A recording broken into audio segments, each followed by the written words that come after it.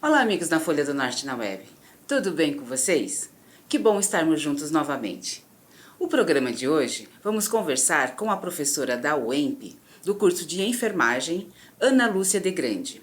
Ela vai falar um pouquinho com a gente sobre o projeto que ela desenvolve há alguns anos em Bandeirantes, junto ao GLA e ao ARA, que trata sobre alcoolismo. Confira!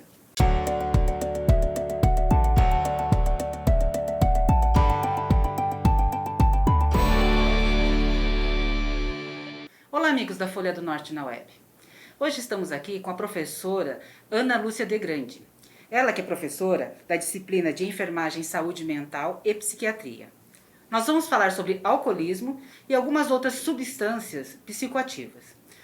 Ana Lúcia, muito obrigada por ter aceitado, o nosso convite para a gente poder falar um pouco sobre essa problemática que é o alcoolismo.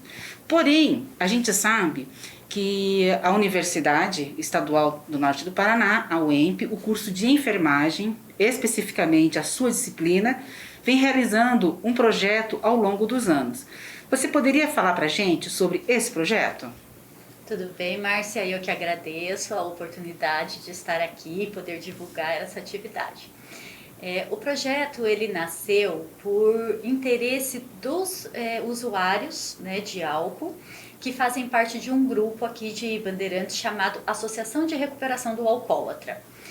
Na ocasião, eles me procuraram porque eles já me conheciam. Desde 2006, quando eu assumi essa disciplina, eu levava os meus alunos como parte de prática de estágio, prática clínica, para que eles conhecessem a associação, porque eles funcionam de forma muito similar ao grupo dos Alcoólicos Anônimos, o AA, que existe no Brasil todo, e que muitas pessoas conhecem.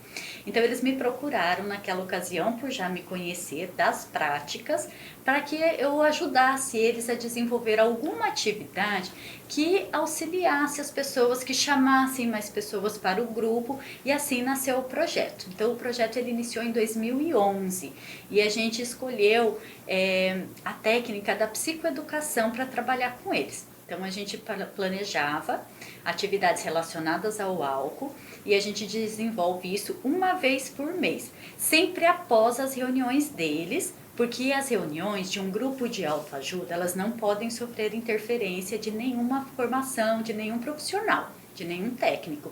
Então só pode fazer parte dessas reuniões as pessoas que estão nessa condição.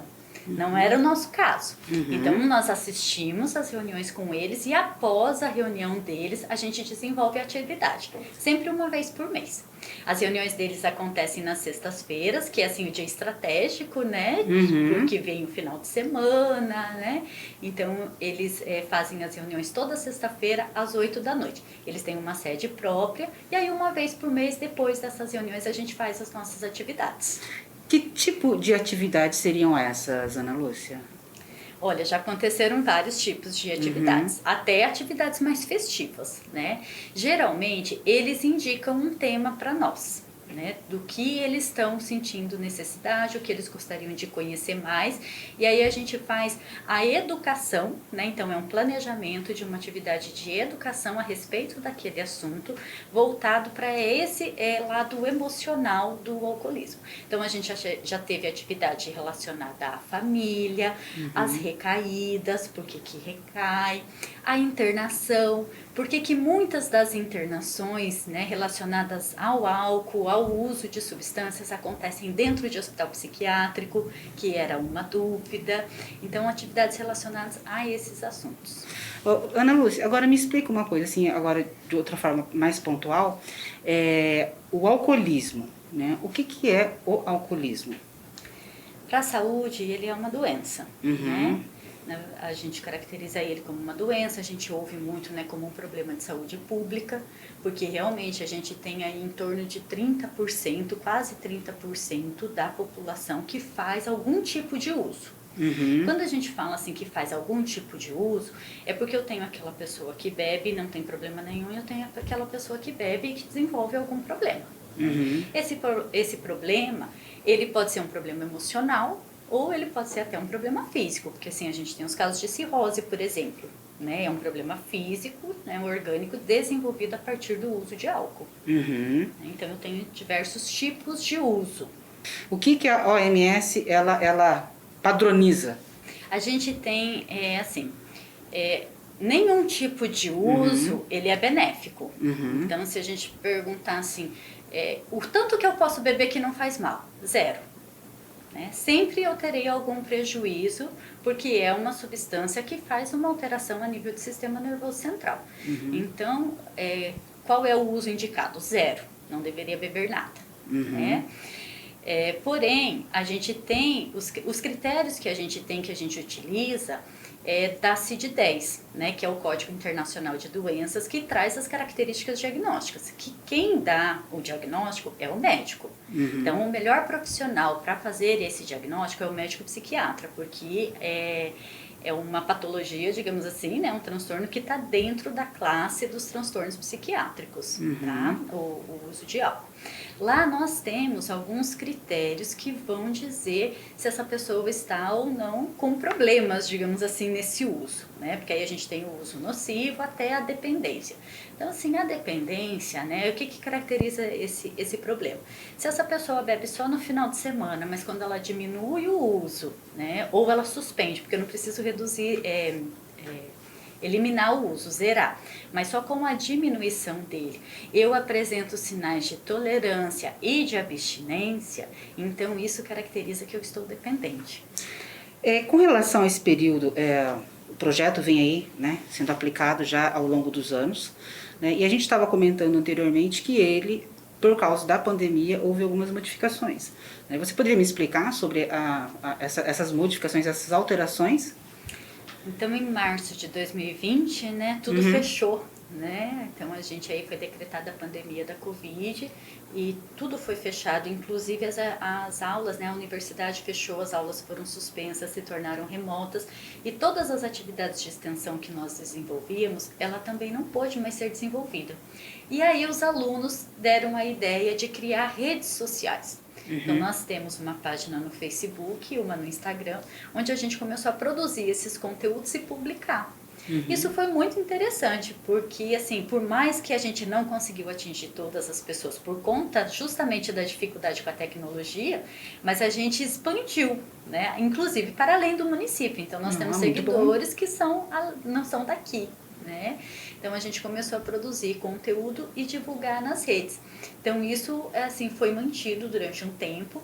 Além disso, a gente fazia a postagem e encaminhava em grupos de WhatsApp. Então, as pessoas que tinham WhatsApp, que sabiam utilizar tanto do ARA, como também daí do GLA, que é outro grupo, né, chama Grupo de Libertação do Alcoólatra. Nós temos um segundo grupo, né, em Bandeirantes. E também nós temos a Pastoral da Sobriedade, que funciona, né, no município e que tem também usuários de outras substâncias além de álcool, né? Então nós começamos a produzir o conteúdo e divulgar para eles via WhatsApp e assim atingiu aí uma parcela grande da população.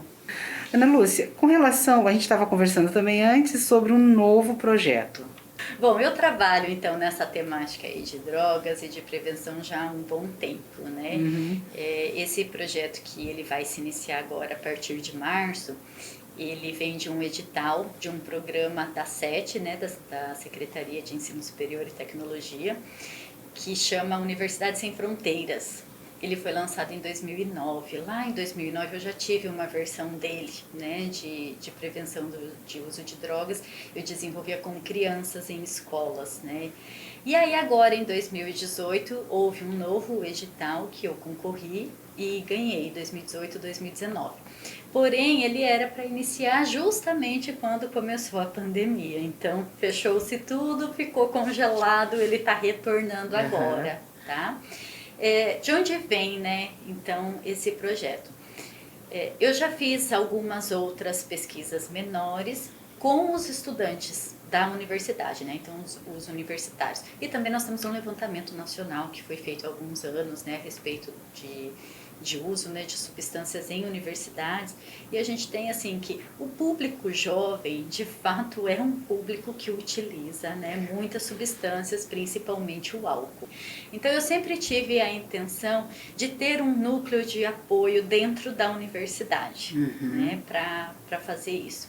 Então esse projeto chama Núcleo de Apoio ao Uso e Abuso de Drogas, na UAD. Ele vai funcionar dentro da clínica universitária, né, que a gente tem. Nós fizemos a seleção semana passada, eu e a professora Elaine Lucas, que é uma psicóloga que trabalha na mesma linha que eu de prevenção de drogas, então nós vamos trabalhar em conjunto.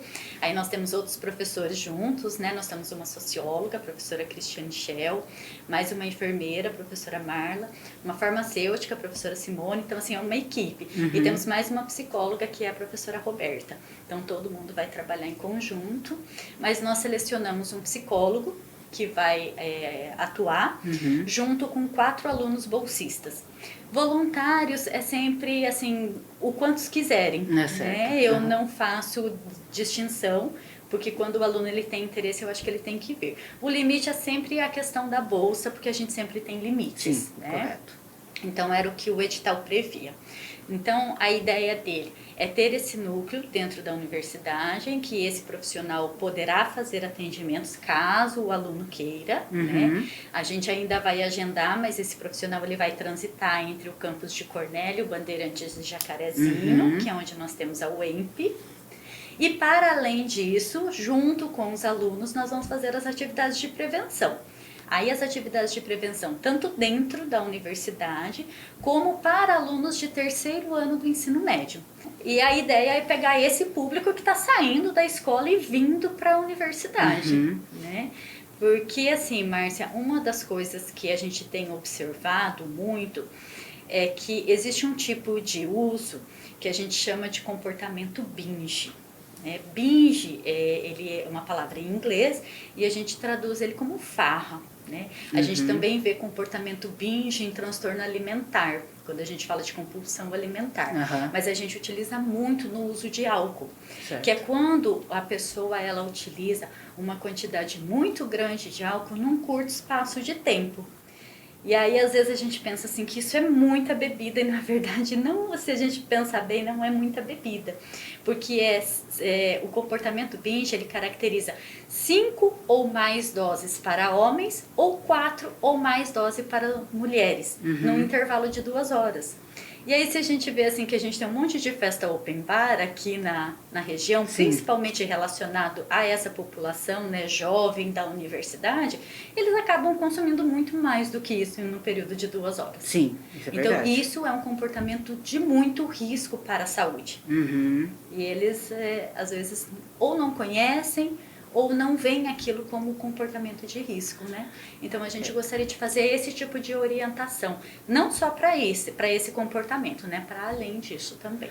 Mas sim, eu acho que são atividades que precisam ser rotineiras, a gente precisa de ter estratégias diferentes para os diferentes públicos. Então assim, eu vou tratar o público do ARA, por exemplo, que é um público mais de adulto para idoso de uma determinada forma, e o público da universidade, da escola, eu preciso tratar com outras estratégias que não são as mesmas, elas não vão funcionar. Então, qualquer um que a gente consiga despertar aí um pouco, né, eu acho que tá valendo. É verdade. Bom, Ana Lúcia, você gostaria de encerrar, falar mais alguma coisa? Eu gostaria de agradecer a oportunidade de estar divulgando, de falar para as pessoas do município, da região, que se tiverem interesse, que se tiverem necessidade, que se quiserem conhecer, né, que nos procurem. A universidade ela está de portas abertas. Agradecer ao UEMP pela oportunidade, pelas bolsas que eu tenho para os meus alunos, né, porque isso estimula muito, ajuda com que o aluno ele se dedique com mais afinco à atividade. Né? A Pró-Reitoria de Extensão, que é onde eu estou vinculada, né, esses projetos estão vinculados à Pró-Reitoria de Extensão, na figura da professora Simone Castanho, que é a nossa pró-reitora. Então eu quero muito agradecer. E também a SET aí pelo financiamento do último projeto. Ótimo. Ana Lúcia, muito obrigada pela sua participação, né? O Jornal Folha do Norte fica de portas abertas aí para você. No que você precisar, estamos aqui à disposição, tá bom? Obrigada. Amigos, muito obrigada pela atenção de vocês, e o programa de hoje e os demais programas vocês podem acessar aí as nossas redes sociais e no nosso site. Até mais!